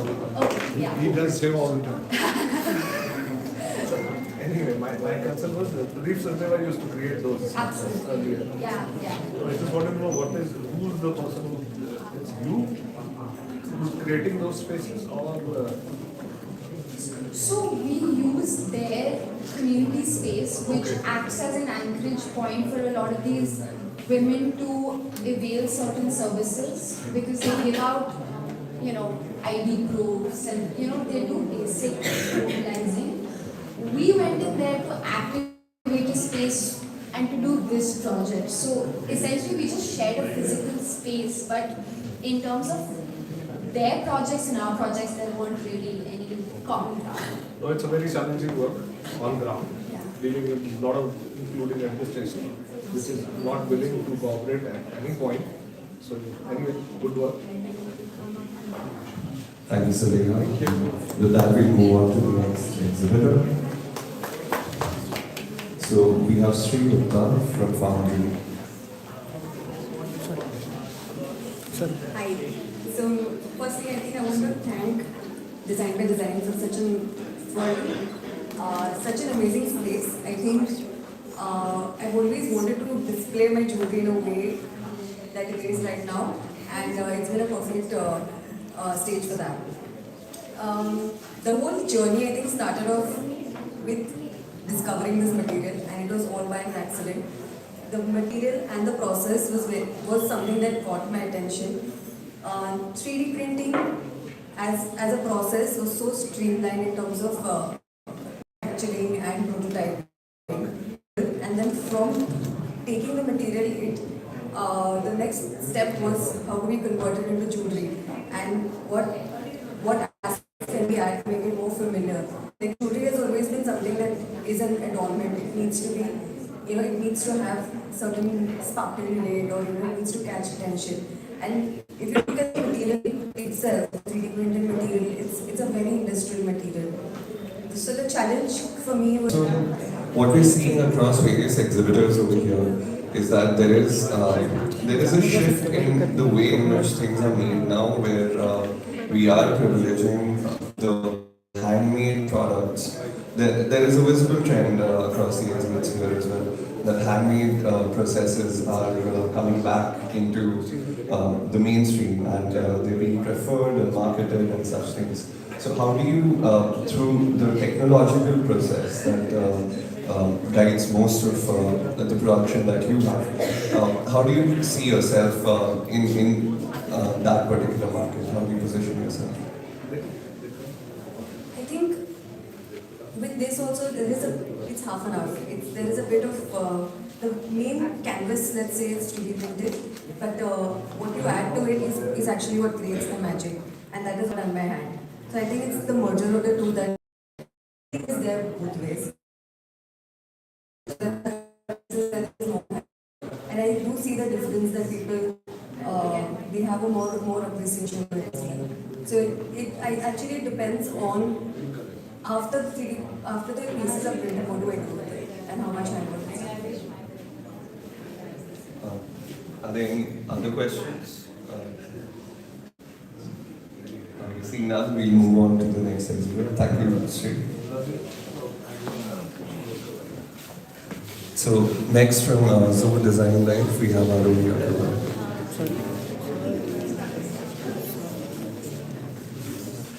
Hello, I'm Arohi from Zoe Design, and we are an architectural lighting design consultancy, and also we design decorative luminaires.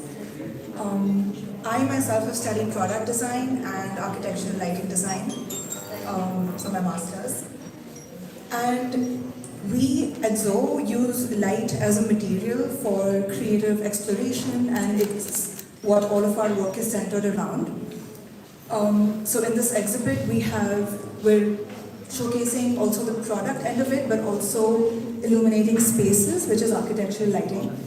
Our journey started with product, where we very modern and Indian approach to product design, where we started the first collection based on Indian spices such as cardamoms, cloves, ginger, and others. And also one of the first products we launched was this tap, which is called the Inspiration Null, where null, of course, is tap, and it sort of dims on and off. And some of the other products that we have here today is the Ikat Wave lamp, which showcases the handcrafted woven fabric of Ikat, which is sandwiched in acrylic and bent with brass, and the brass is of course also functional. It's carrying the current in the lamp, and the suspension and the electrical wires are sort of integrated in this lamp. So there's also a lot of technicality in all of our products. And the newer vertical in our brand is architectural lighting design, which is the art and science of illuminating spaces and designing spaces that are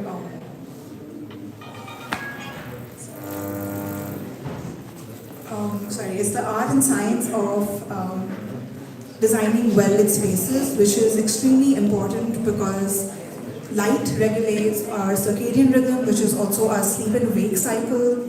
It affects our mood, it affects our behavior, and also our stress levels and our productivity. But yeah, that's the practice, that's what we do. We work a lot with architects and interior designers, and also are involved in stage lighting projects, and yeah, that's it. That's the end of our practice. Thank you. Could you tell us a little bit about the tap? Did you pick up an old tap or did you make it yourself? No, this is something that we casted actually in 7 parts of. We actually casted this by 3D printing it, modeling it and 3D printing it, and then casting it in brown, then assembled together, and then even integrating a dimmer into it was a huge challenge. I think it would be interesting if the tap was also functional, you know. There's water flowing through the tap, that would have been very interesting. Yeah,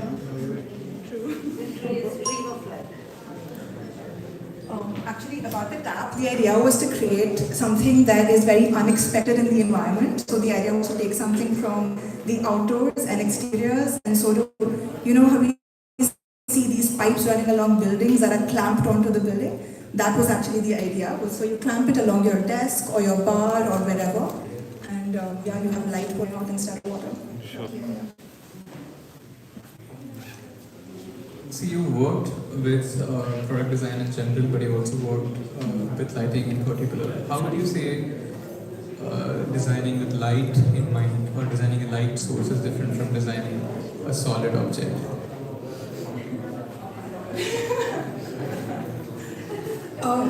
I think initially, because the practice was based around product design, there was a lot of focus on materials and exploring materials. So there was wood and cane and bamboo to different types of plastic and different types of metal. And now there's a shift where we are integrating architectural lighting. So there's more of an understanding about, and there's a sensitivity towards light and how we can manipulate it to sort of fill up our spaces. So I would say that's the sort of shift that's coming to the practice now. Any other questions? Okay, let's move on to the next exhibit. See? She's not it. We have here Design for Good by Arundhati, performer from Malaysia. Yeah. Hello, good evening. Thank you for surviving this marathon and thank you for being here to witness all of our work. I'm Arundhati and I run the social design division of Tasmania, which is called Design for Good. Do you guys know what social design is? Or if you could take this? Why this? I mean, do I sit on Instagram all day and follow people? I get that a lot. People are like, oh, you're a social designer, so like you're on social media. We do use social media as a tool, yes, but social design is essentially using the principles, the several disciplines within the design field to solve social problems. So within our studio, we do design research, social branding, and impact films, we create products, also and the 3 products that we have, the 3 projects that we have on display tonight are the Space for Her campaign that is commissioned by PBR Nest, which is the CSR division of PBR Cinemas. Kala Center, which is a social design project, again a branding project for PBR Nest to brand and create an impact film around a skilling center that they have initiated. And then we have the story of Kanaharam, which is another impact film, a fundraiser that is commissioned by the Kumarappa Institute of Gram Swaraj in Rajasthan with TRF, which is another non-profit that's based out of Gurgaon. Design for Good actually started as a podcast in 2019, which is when I was working in healthcare advertising. And it turned out to be really boring, the job, and I just wanted to switch to something that made me feel more fulfilled and like more in touch with what I wanted to do, which is, to use my creative skills to give back, to solve problems, to be able to communicate with people. And so I started interviewing several creatives and designers, and some of the people on the podcast so far have been Fatima Bhutto, who's a writer, Sujitra Vijayan, again a writer, Alicia Souza, she's an illustrator. I'm not sure if you are familiar with AOC, she is she's amazing. So the guy who, and the studio that actually created her winning campaign for the Bronx, his name is Scott Starrett. He was one of the first few people on my show, and he spoke about how you can use the tools, the persuasive tools of advertising, which is what I had studied, to influence change and to speak to people and impact the world around you. So that's how it started. And over the past year and a half, we've actually been taking up design work, and now we're a studio under Desmond. So we're looking at this very glam card here, which is a product from the Space for Her campaign. So the Space for Her campaign is a research. This shawl is really in the way to him. It's a product from our research, and we spoke with upwards of 1,000 women to understand what their idea of an ideal public space would be. And it's a lot like, Saleha just spoke so wonderfully about how difficult it is to kind of encapsulate all of these desires and expectations. But our pilot location was actually Anupam PVR, which is where PVR Nest has a pink toilet. And this pink toilet program is spread across the city, but not a lot of people access it the way that they would like for it to be accessed. So PVR Nest is like, how can we use this as an amenity which has such wonderful things like, feminine hygiene products. They have an on-ground female staff member there for 12 hours. They have a nursing station, a changing room, and all of it is free, and not a lot of people know about it. So we kind of helped them with the research to come up with 6 tools and 12 recommendations that could be implemented in Anupam PVR subtly and to kind of potentially turn it into an inclusive public space for women. And some of the stuff that people spoke to us about was pretty crazy, simple things like 3 levels of lighting. How just a place being floodlit is not good enough because that makes you really alert and conscious. But if there are 3 levels of lighting, you feel a little bit more at ease. Then simple navigation, like to ground yourself in a place, like to know where the exits are, to know where the toilets are, to know where parking is. All of these things are so essential. And a tool that we came up with is a credibility mark. So credibility mark would be like, an ISI mark or an FSSAI mark that you look at in food products, or if you're buying an appliance, you know that this is a credible product. And people were like, that would be interesting to have a credibility mark in a public space so that we can look at it and we know that it's safe. This cart is actually a product which we wanted to launch, and we launched in August along with PVR again, and it's a livelihood card, and currently it displays the work that the women at the Kala Center create. So these 2 projects kind of met halfway last year, and this card is at the Kirti Nagar Center of the Kala Center of PVR's facility, and it houses all of these products that the women at Kala make. And I just want to kind of introduce you to this small interactive element that we have, which is this no judgment zone. So one of the girls that we had at a workshop was like, in my ideal public space, I would like a physically marked no judgment zone. Where I can stand and nobody can judge me for what I'm wearing, for how I'm laughing, for who I'm talking to.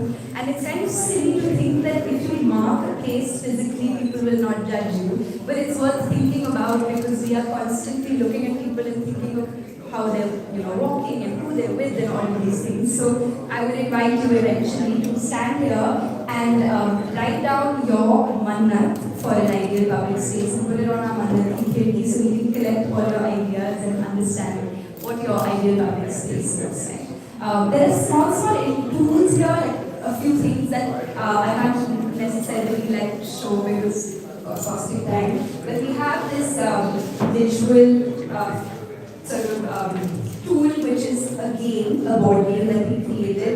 It's Space for a Sound CD. So you play the game and you kind of discover some of the data points that we came up with, which is that that women sort of express only 4% women feel safe when they step out at night, and these women are probably privileged, they probably come in cars, so 96% women don't feel safe. 59% women want designated spaces for leisure and learning. So there are spaces outdoors that they can utilize to like learn something or sit and work, which have Wi-Fi and enough lighting, charging points. They will feel a lot more included outdoors. And 72% women wanted light, so dimly lit spots are immediately like you associate them with spaces that you don't necessarily want them. And then I can speak a little bit more about Kala, which is the skilling center that we branded for PBR, and that is an acronym, so it's a center for knowledge and learning assistance, and we created a film which is also, on YouTube, it's always right here on this tablet if you would like to see. That's mostly it. I don't know if I'm missing anything, but That was really long. Okay. Can you tell us how you brought this car here? How you drive it? it was a task. So we brought it up the elevator. The elevator. There's a ramp. There was a ramp. The service route, and there was a ramp, and you had kind of like push it down so you could enter that door, which is shorter than this. It was a task, so now it's here. But that was, that's how we went. Okay, let's move on to the next exhibit then. Yes. The last exhibit for today. We have with us Ravista Mehra. Thank you, and thank you all for staying here to the end to see the exhibition. So I'm Ravista Mehra. I'm an educator and visual storyteller based between New Delhi and London. My practice is split between a professional practice where I do graphic design and an academic practice where I like to challenge and question the information that we consume on a daily basis. As a graphic designer, I have a love for words and images, and that's been there since I was a kid. I've never really been able to accept a definition just as it stands. I've always had the need to sort of redefine it for myself so that it makes more sense and just be really clear when I'm communicating. So that's kind of how I got to graphic design, I would say. The work that I have here today, I wanted to not display just one project that I'm working on, but the process in which I work, which is questioning, dismantling, and rebuilding. So whether that be in my professional practice or in my academic, I like to begin with those steps. So the installation here is called Primitive, and it's exploring how the use of the English language is still colonizing us without us actually knowing that it is. So we're using the tools of the colonizer to describe ourselves, to talk about ourselves, and without knowing we're putting ourselves in boxes.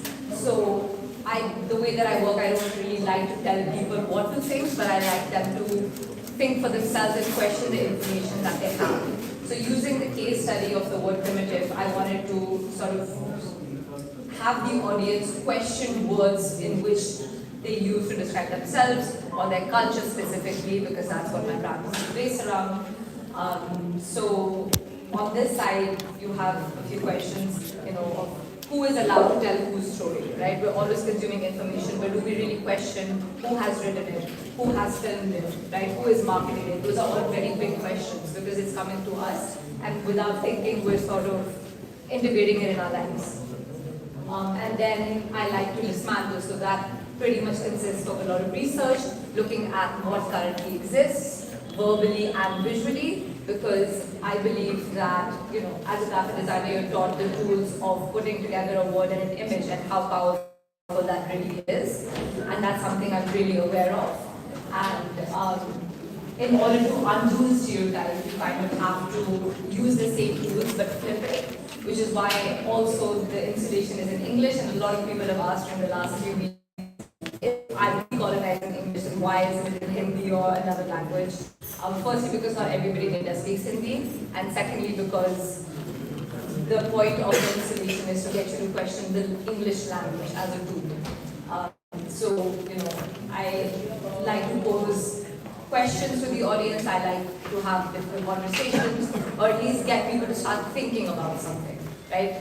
The point of my work is to get a conditioned mind to change their perspective on what they see.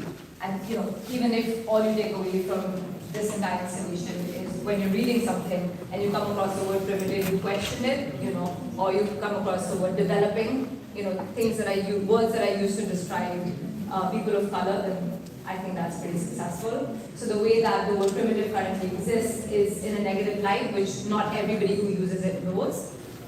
So on this side, I've sort of used the definition from the Oxford English Dictionary, which is where there's a lot of ways in which you can start digging deeper into what that means. And if you look at synonyms, then it's things like illiterate, evolutionary, childlike, oriental, which is again things that we don't think about that much. So to undo that, on the other side, I have projects that I've been working on for the last 4 or 5 years, and I have my own definition of primitive. So, the last stage of my work is sort of reclaiming, which is in essence rebranding as a graphic designer. So how can I take what exists currently and how can I take that space? How can the people who are being spoken about take that space? So most of my work is in collaboration with people from around the world, and it doesn't always have to be other designers or creatives, but I work with writers, historians, people from all fields. And it's very important that people of all walks of life, different professions, understand the work. So I refrain from using academic words, even though I have used the word decolonize here, but I've defined it on the other side, just so people can understand what I mean by it. Right? Academics lives in this higher place where, and then we kind of need to bring it down to be able to speak to people who it actually applies to. So the dignified manner of people. Thank you. This may be slightly longer answer. So, have you designed a curriculum based on words and that also situated in the global north? Yeah. If I can just add to that question, have you explored working with schools, for example, which is where people learn language and try to transform what is taught and how it is taught? So I'll answer both of those questions together.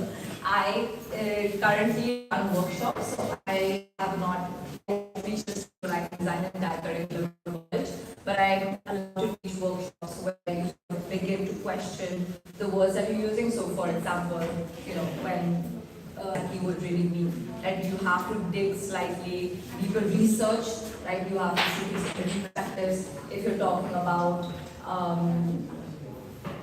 India, for example, are you looking at writers from the West because you're currently selling in the UK, right? Or are you looking at writers from India? If you're looking at where are these sources coming from, where is your reference coming from, who is telling the story? I think that's one of the biggest questions that I ask my audience and my students, right? Where are you getting this information from? Because that is where our understanding begins. I would love to work with schools, so currently I teach a couple of courses in Delhi where I work with 13 to 17-year-olds that are in the process of going to design or art school. It's limited to that right now because that's sort of my field, and I like to pose these questions in a very watered down manner so that it doesn't feel like they're being engaged in a political or social way, but more in just a way of having them question what they know and why they think they know it, and having that why answer really important. Because most of us, just consume information and go with whatever is in front of us, but it's really about pausing and thinking once or twice about what am I reading, where is this placed, is this a right answer? Is the Oxford English Dictionary the only place I can go to get information, right? What happens if I don't? All questions. So most of my practice is about questions, whether it's in academics or with kids. One question. So, since as I see your education so abroad, you've been around people from various countries, and decolonization itself is a process that a lot of countries, in fact, in today's time are approaching in a different ways. So, how do you differentiate pursue such a process in the context of India as opposed to raising with some other people around? That's a really good question, and honestly, this is my first exhibition in India. As you said, I've been abroad for the last 10 years, so most of my work has been facing a Western audience, and that's a very different conversation because decolonization there is charged in a different way because the West colonized the East in essence, right? So there is again a level of sensitivity with which you want to approach an audience, because if you offend them or if it's too angry, then they won't engage with it. And the point is not to put blame or guilt, but to have a conversation about what can be done next. First acknowledging the past and then asking what can be done next. So it's about how do you frame that question. And over here, right, when I was putting together this work, so I made this work just for this exhibition, it didn't exist before. I've had this research ongoing for about 5-6 years. But we were colonized, and for example, my grandmother's generation doesn't still understand why they prefer light skin or why they want to use skin lightening creams. So it's about also acknowledging that you were colonized, which takes a little bit of power away. But again, you have to do it in a sensitive way, and you have to take a risk. So, and in terms of different parts of the world, decolonization, that's why I define things very specifically, because I can only speak from my lens. And I encourage people to look at it through their lens, and there is no right answer. But also reading academics from that country, for example, Leela Gandhi, people, for example, if it's South Africa, then Ray Fannin, like you have to see what has come before you to get an understanding that that's not the right answer, but that's a place to begin. Are there any other questions at this time? Is AI a threat in your practice, or is it a tool for you? Things like ChatGPT, generating text. I don't think it's a challenge because I'm not focusing on the answer, I'm focusing on the question. So if my work is not, it's more about getting you to question what you know. Now, I don't know if the student is then going to go on ChatGPT and take an answer, but I'm going to ask them why.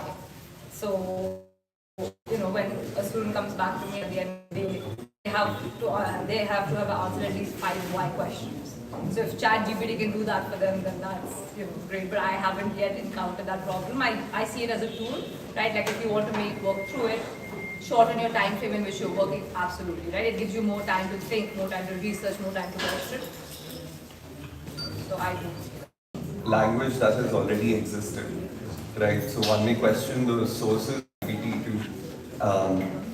engage in a process that could be an issue because the words that will be again sourced from several foreign authors and their perceptions of your own context. Sure. So yeah. No, I agree, because it doesn't have a look. I think it's ChatGPT. I also don't use. I like to know where my. Any other questions? Okay then, so we conclude the 14th annual Design by Design 20under35 exhibition for this year, 2024.